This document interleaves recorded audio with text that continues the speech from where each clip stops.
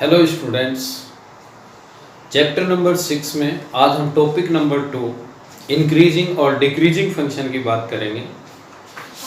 कब function increasing होता है और कब फंक्शन डिक्रीजिंग होता है। सबसे पहले हम एक फंक्शन की बात करते हैं f(x) = x² और हम इसका ग्राफ ड्रॉ करते हैं।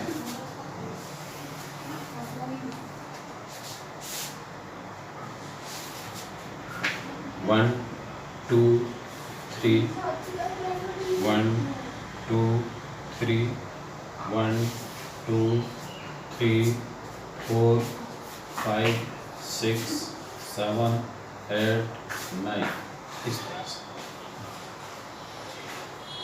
अगर हम इसी फंक्शन की बात करते हैं, पहले हम पॉजिटिव वैल्यूज की बात करते हैं y और x। अगर x की वैल्यू हम लेते हैं 1/2 तो y की वैल्यू कितनी आती है 1/2 स्क्वायर 4, 1/4 1 1, 3/2 9/2, 2 4 3 9। और फिर हम इसका ग्राफ ड्रॉ करते हैं। 1 पे 1 होता है, लेकिन इसी के साथ ये थोड़ा ऐसे चलता हुआ, फिर हम कहते हैं 1 2 3 4, 2 पे यहाँ आ जाता है, 9 पे एकदम से कहाँ जाता है 4।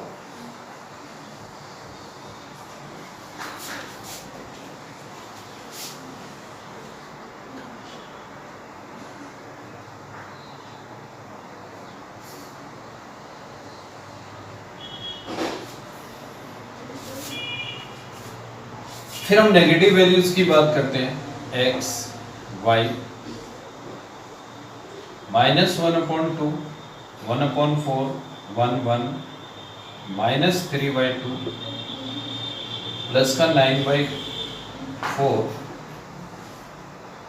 2 माइनस और 4 पॉजिटिव -3 और 9। फिर हम लेफ्ट साइड की बात करते हैं।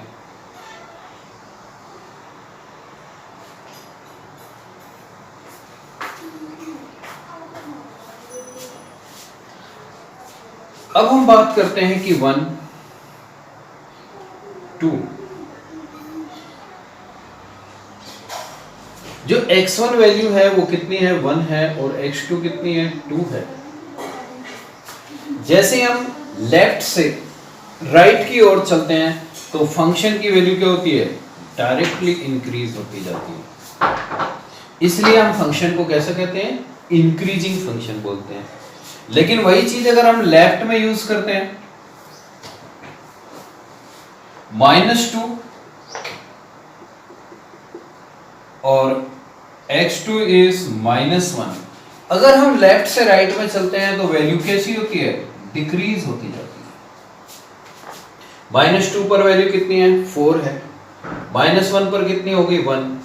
ऐसे हम चेक कर सकते हैं -3 पे कितनी है 9 है, और -2 पे कितनी होगी 4। तो वैल्यू कैसी होती है डिक्रीज होती जाती है, तो हम बोलते हैं इसको डिक्रीजिंग फंक्शन, और इधर बोलते हैं हम increasing function.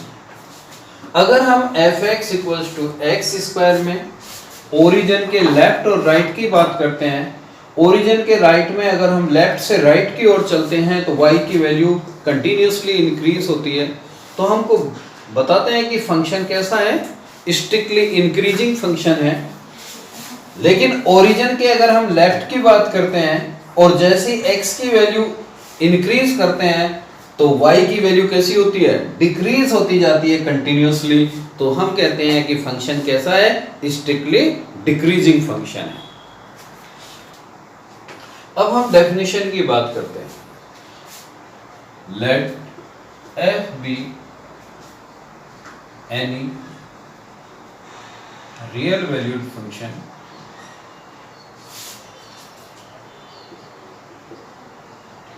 in interval i। सबसे पहले हम बात करते हैं किसकी इंक्रीजिंग फंक्शन की, या फिर हम कहें कि स्ट्रिक्टली इंक्रीजिंग।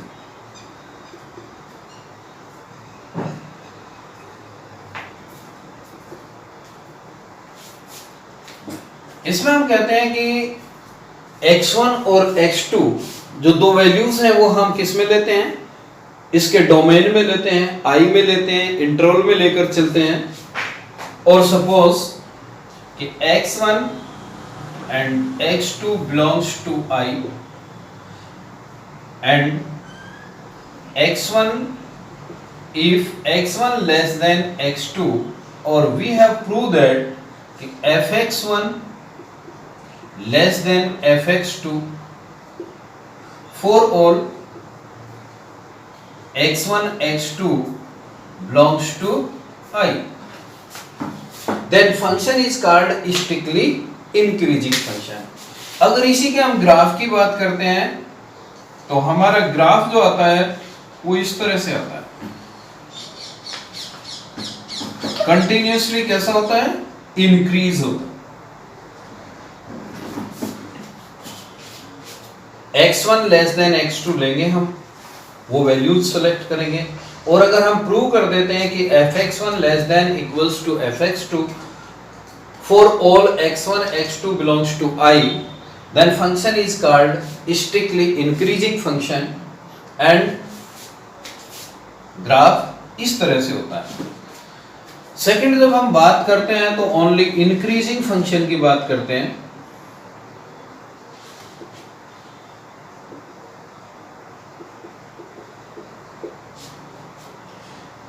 यहां भी अपना x1 and x2 belongs to I होता है, गिवन इंटरवल में होता है, गिवन डोमेन भी हम कह सकते हैं कि डोमेन के अंदर ही दोनों पॉइंट लिए जाते हैं, और जहां x1 और x2 कैसे हैं, आर्बिट्रेरी पॉइंट है। हम सेलेक्ट करते हैं कि x1 लेस देन x2 और हम ये प्रूव कर दें कि fx1 less than equals to fx2, then function is called increasing function for all x1 x2 belongs to I। अब अगर हम इस फंक्शन के ग्राफ की बात करते हैं तो हमें ग्राफ कुछ ऐसा मिलता है।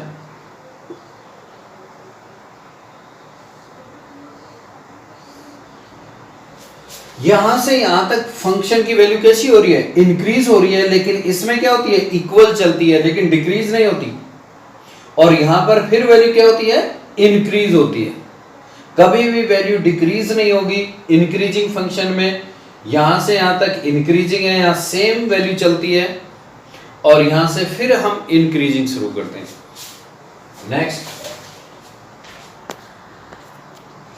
नेक्स्ट हमारा है स्ट्रिक्टली डिक्रीजिंग फंक्शन। अब स्ट्रिक्टली डिक्रीजिंग के लिए फिर हम वही बात कहते हैं कि x1 और x2 belongs to I given interval में है, और हम सेलेक्ट करते हैं कि x1 लेस देन x2, और अगर हम प्रूव कर देते हैं कि fx1 greater than fx2 for all x1 and x2 belongs to I, then function is called strictly decreasing function। जब हम इसके ग्राफ की बात करते हैं तो हमें इस तरह की इसकी ग्राफ मिलता है, लगातार कंटिन्यूअसली डिक्रीज होता है।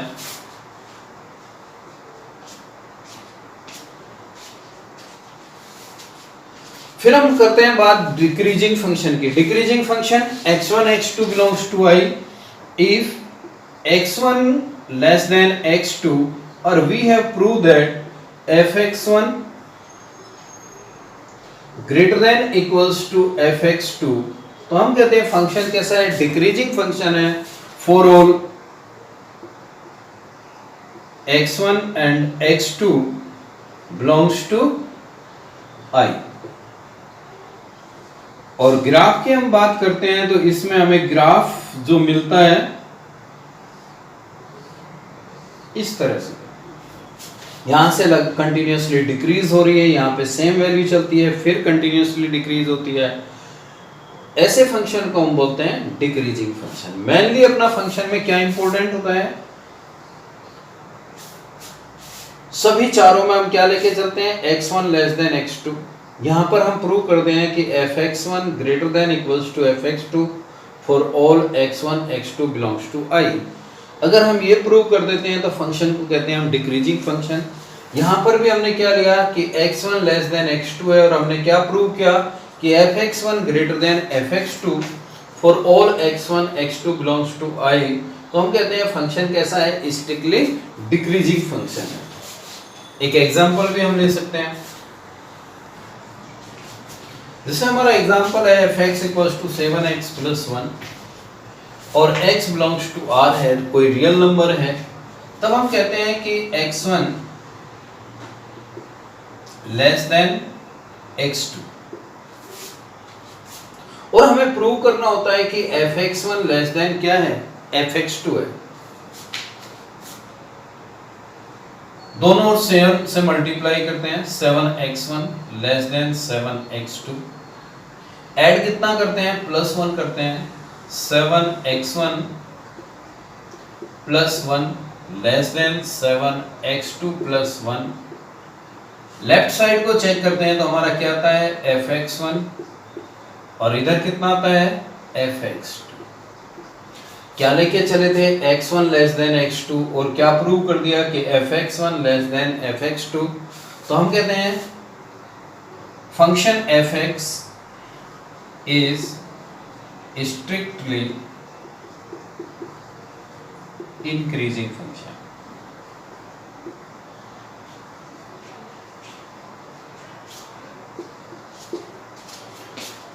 For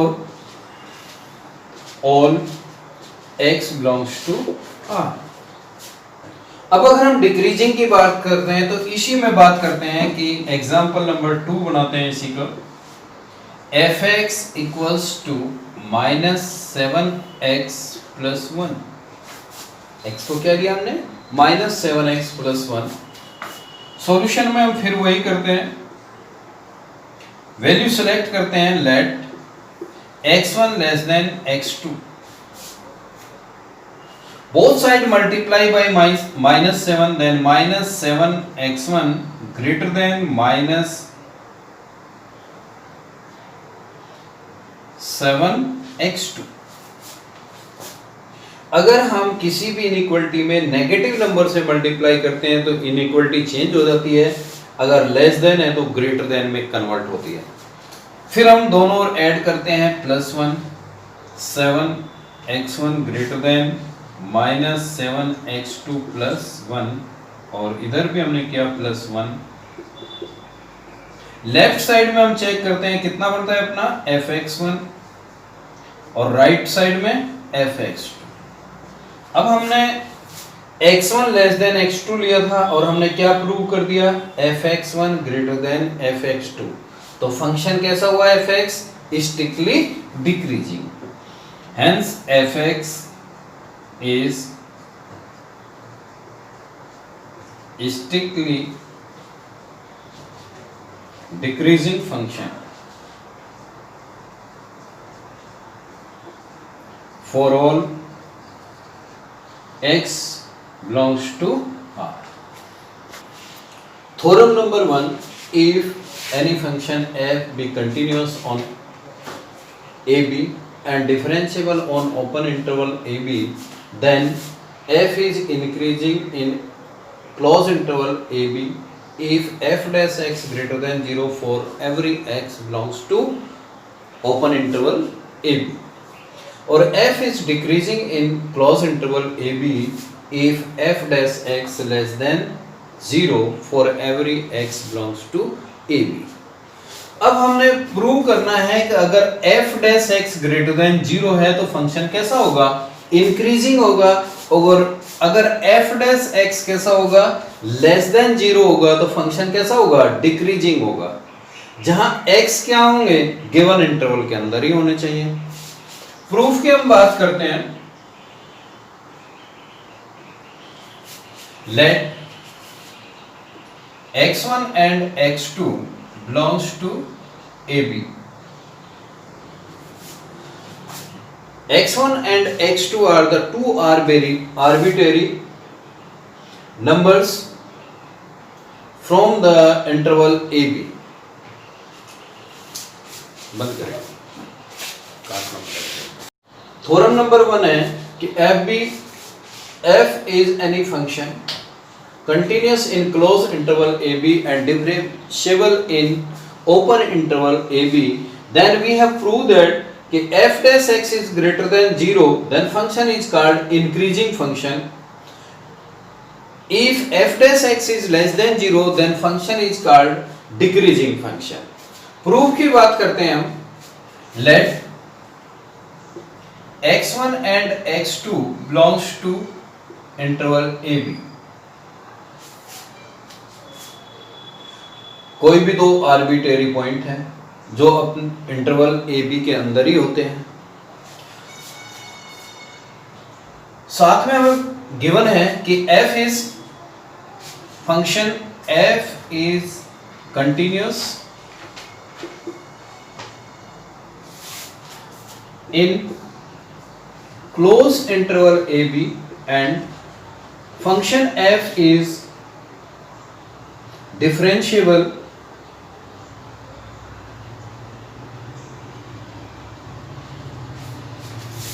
in open interval A B.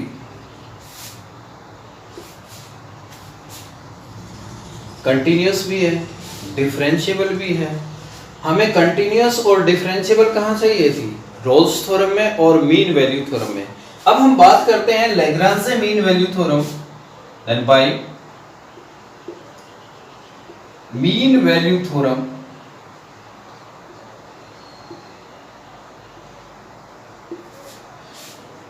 क्या थी? F dash C equals to F X one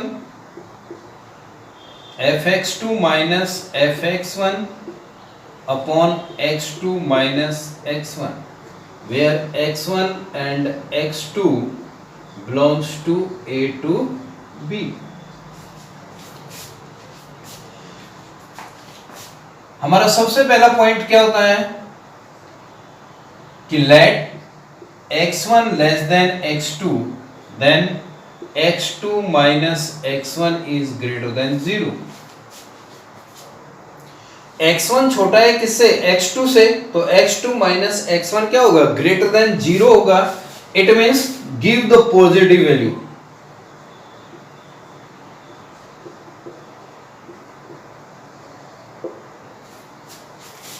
अब हम बात करते हैं fx2 minus fx1.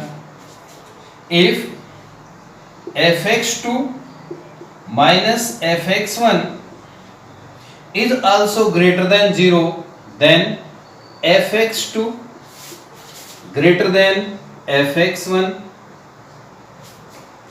implies that fx1 less than fx2.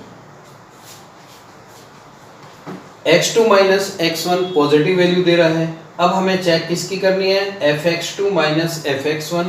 अगर fx2 if fx2 minus fx1 greater than 0, then fx2 greater than fx1 and fx1 less than fx2 implies that. इसको हम कहते हैं 1 और इसको हम कहते हैं 2. इक्वेशन 1 और 2 से fx2 माइनस fx1 भी पॉजिटिव वैल्यू दे रहा है और x2 माइनस x1 भी पॉजिटिव वैल्यू दे रहा है. तो f डैश c क्या होगा? f dash c is also greater than 0. implies that f dash x is greater than 0.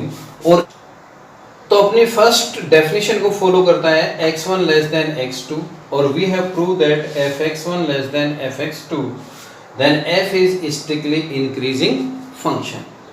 जो डेफिनेशन नंबर फर्स्ट थी हमारी यही थी कि x1 लेस देन x2 और we prove that fx1 less than fx2 for all x1 and x2 belongs to a to b. तो f is called strictly increasing function. फिर से हम एक बार समझ लेते हैं. फंक्शन f कैसा है? कंटिन्यूअस है क्लोज इंटरवल में, डिफरेंशिएबल है ओपन इंटरवल में. तो हम मीन वैल्यू थ्योरम का यूज करते हैं. f dash c equals to fx2 minus fx1 upon x2 minus x1. x1 और x2 belongs to a to b। हम कहते हैं कि x1 लेस देन x2 है, तो x2 minus x1 gives the positive value. x2 minus x1 positive दे रहा है। अगर fx2 माइनस fx1 भी पॉजिटिव वैल्यू देता है तो हम कहते हैं कि f dash c greater than 0 है और f dash x greater than 0। तो फंक्शन किसको, फर्स्ट डेफिनेशन को फॉलो करता है और हम कहते हैं fx is strictly increasing function. इसी में हम करते हैं कि स्ट्रिक्टली डिक्रीजिंग। और सेकंड पार्ट की हम बात करते हैं, f is decreasing in interval AB f dash x less than 0। x1 x2 belongs to a to b, f is continuous in closed interval AB and f is differentiable in open interval AB by mean value theorem। f dash f equals to fx2 minus fx1 or x2 minus x1। x1 less than x2 implies that x2 minus x1 gives positive value।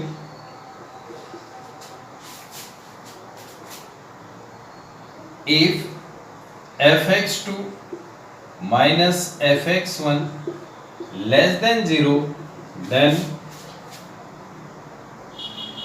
fx2 is less than fx1। We can say कि fx1 is greater than fx2। हमारी third inequality definition को show करता है, if x1 less than x2 और we prove that fx1 greater than fx2, then function f is called, function f is strictly decreasing function।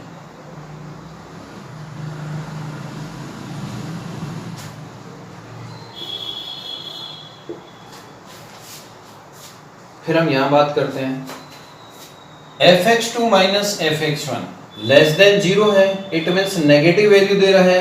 x2 minus x1 greater than 0 है, positive value दे रहा है। Negative और positive का क्या आता है कि f dash c is less than 0।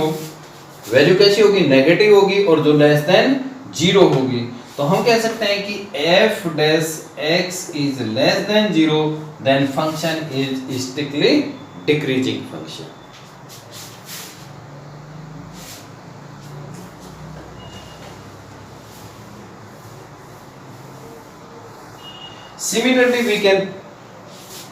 Similarly, we can prove that if f dash x is greater than equals to 0, then fx is increasing function।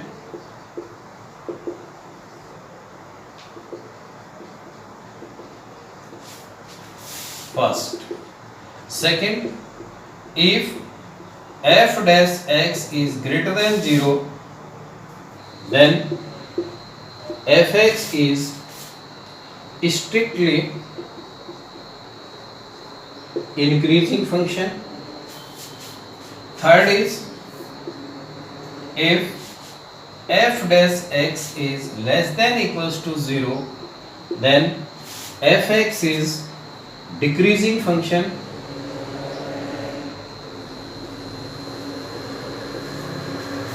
और fourth, if f dash x less than 0, then function is strictly decreasing function।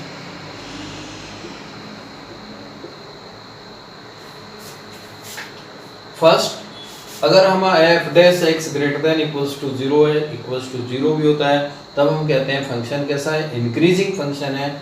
f dash x अगर greater than 0 only तो हम कहते हैं कि strictly increasing function है। f dash x less than equals to 0 है तो हम कहते हैं फंक्शन कैसा है, डिक्रीजिंग फंक्शन है। और f डैश x अगर लेस देन 0 है तो फंक्शन को कहते हैं हम स्ट्रिक्टली डिक्रीजिंग है। ओके, तो हम On the basis of the dy by dx we can say which function is increasing or which is decreasing. Okay. First question, fx equals to 3x plus 17 for all x belongs to R, and prove that the function is strictly increasing.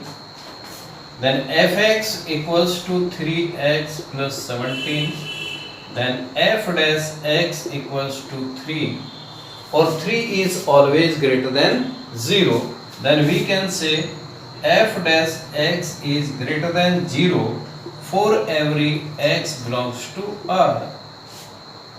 Hence, fx is strictly increasing function.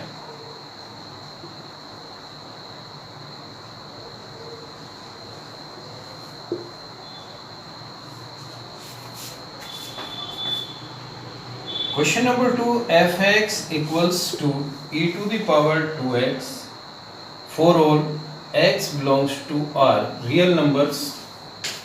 Solution की जब हम बात करते हैं तो fx equals to e to the power 2x, then f dash x equals to e to the power 2x and d by dx of 2x, then f dash x equals to 2 e to the power 2x. We know that e to the power 2x always greater than 0 for every x belongs to R, then implies that f dash x is greater than 0 for every x belongs to R. Hence, fx is strictly increasing function.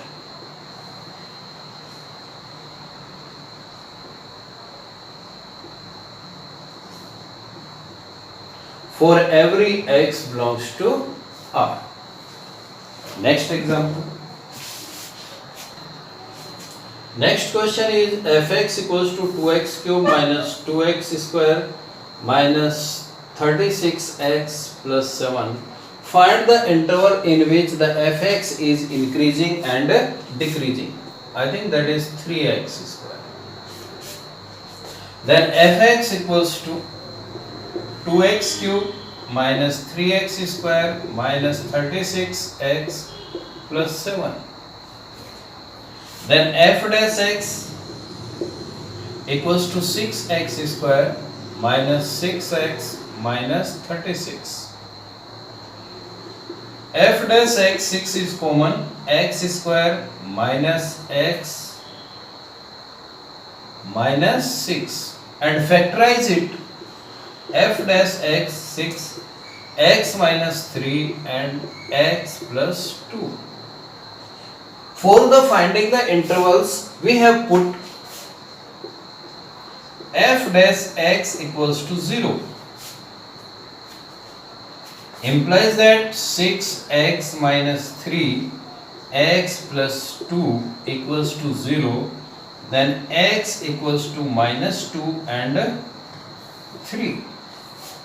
अब अगर हम number line की बात करते हैं, इसकी बात करते हैं, नंबर लाइन की बात करते हैं, ये कहां से अपनी minus infinitive two plus infinitive real number की बात कर रहे हैं. इसमें हमारा है -2 और 3, हम -2 और 3. अब ये नंबर लाइन को 3 पार्ट्स में डिवाइड करती है, और कैसे होते हैं, सेपरेट होते हैं, माइनस इन्फिनेटिव टू -2, -2 टू 3 और 3 टू इन्फिनेटिव. सोल्ड में हम इसको ऐसे भी लिख सकते हैं, इंटरवल्स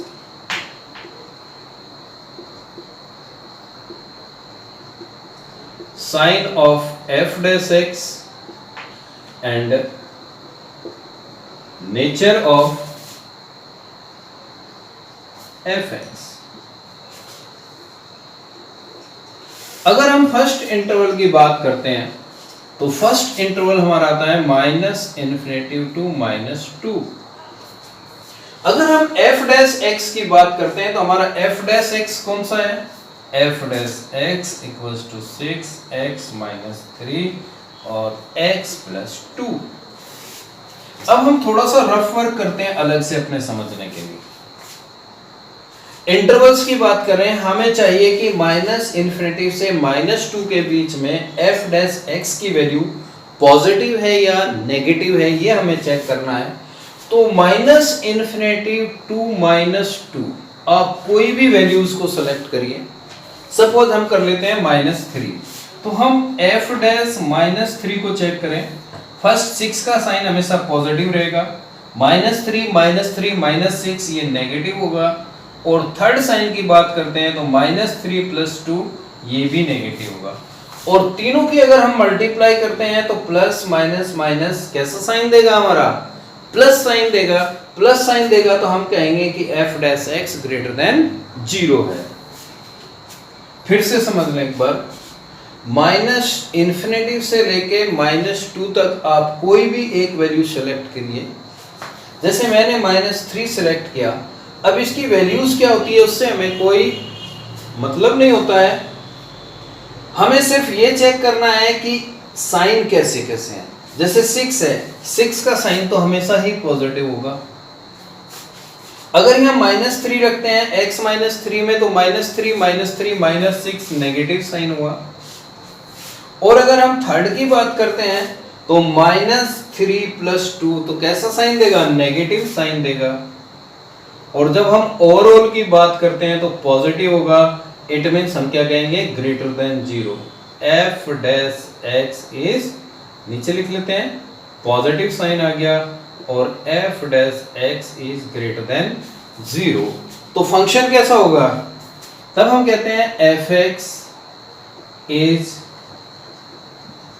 स्ट्रिक्टली इंक्रीजिंग।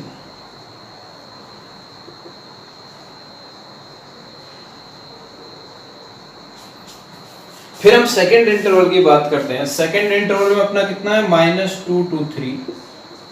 अब हम कोई भी एक वैल्यू -2 से 3 के बीच में सेलेक्ट करते हैं, और वो आप कुछ भी अपनी सुविधा के अनुसार ले सकते हैं। जैसे मैंने सेलेक्ट किया 0, तो f डैश 0 पे फर्स्ट कैसा देगा? पॉजिटिव। 0 माइनस 3 नेगेटिव, और 0 प्लस 2 पॉजिटिव।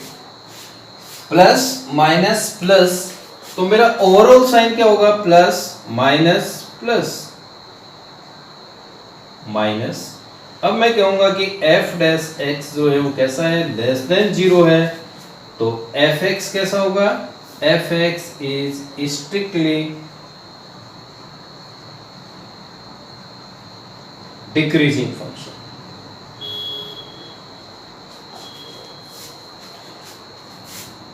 थर्ड इंटरवल की बात करते हैं हम, 3 to infinity। अब कोई भी ऐसा नंबर लें जो 3 से इन्फिनिटी के बीच में है। 4 भी ले सकते हैं, 5 भी ले सकते हैं, 10 भी ले सकते हैं। तो मैं सेलेक्ट करता हूं कि f डैश 4, फर्स्ट साइन हमेशा ही पॉजिटिव है, रियल नंबर है 6। 4 माइनस 3 प्लस का 1 positive sign, 4 plus 2 positive sign. तीनों के तीनों साइन कैसे आ रहे हैं हमारे? Positive positive positive. तो ओवरऑल क्या होगा? पॉजिटिव। हम क्या कहेंगे कि f dash x greater than 0 है, then f(x) is strictly increasing function. एक तो यह है कि हम टेबल बनाएं और उसी में दिखा दें कि फंक्शन इज स्ट्रिक्टली इंक्रीजिंग और डिक्रीजिंग। दूसरा हम यहाँ पे भी लिख सकते हैं कि माइनस इन्फिनिटी टू -2। तब हम कहते हैं कि first f dash x is greater than 0 for every x belongs to minus infinity to -2, then f(x) is strictly increasing function for every x belongs to minus infinity to -2। फिर same process हम किसके लिए लेते हैं, second के लिए लेते हैं। सेकंड में हम क्या कहेंगे कि f dash x is less than 0 for every x belongs to -2 to 3, hence fx is